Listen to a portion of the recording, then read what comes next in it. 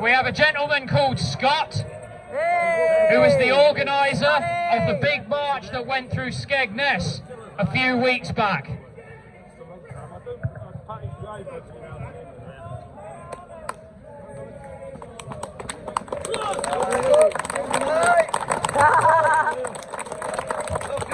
Now.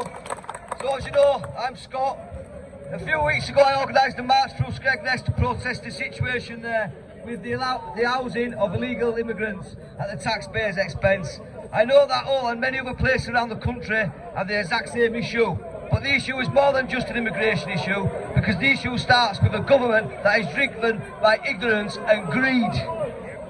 For years our people have been shortchanged and treated as an afterthought in our own country, endlessly told to give more and more and endlessly getting less and less back, endlessly putting money into the NHS or into social care and endlessly getting nothing in return. While all across our society, it seems the people who contribute the least are able to help themselves to whatever they want. Yeah.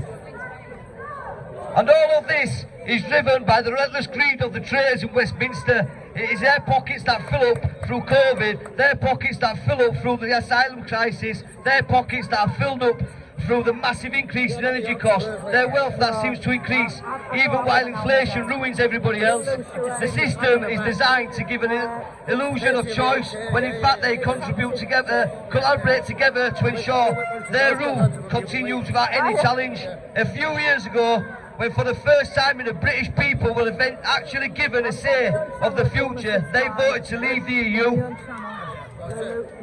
Before it had even started, all the parties were actively doing their best to sabotage that result, because they already suspected the result would be what the result would be. And to their shock, the sabotage didn't work and the people of Britain rejected the EU. So the criminals in power switched to another method. If they couldn't prevent the people from having a say, they would instead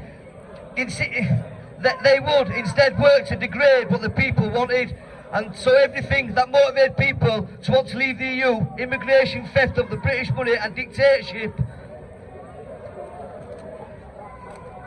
2 minutes. And untrustworthy, unelected officials wasn't just ignored, it was made worse. The immigration problem got even worse. The loss of British money to foreign governments has increased, and the parasites who form the ranks in the old parties have become even more corrupt and untrustworthy as ever. On one hand they talk about empowering people, but on the other hand their actions render people powerless. Actions speak louder than words. Actions speak louder than their words, and their actions speak of betrayal. I've come here to say the same thing that I said in Skegness. Enough is enough.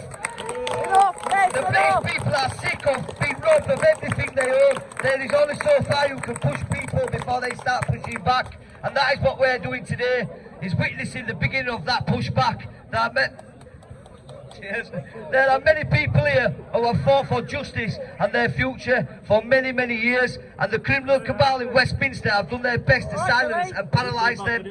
Not anymore, because now something is happening that has happened in a long time. The people of this nation are beginning to discover their voice again on an industrial scale. Soon that voice will be so loud that it cannot be ignored, and when this happens, they will see how far the traitors' ignorance gets them. Thank you very much. Thank you. Thank you all over there and all. Thank you very much. Right, the next person I'm putting up, so I've called Dean Spudger Smith. He's ex-forces. He's somewhere about. He's having a chat at end here. We'll come up, we'll have a chat with you. Yeah. He's not racist, he's none of that, but here, Dean, there you go.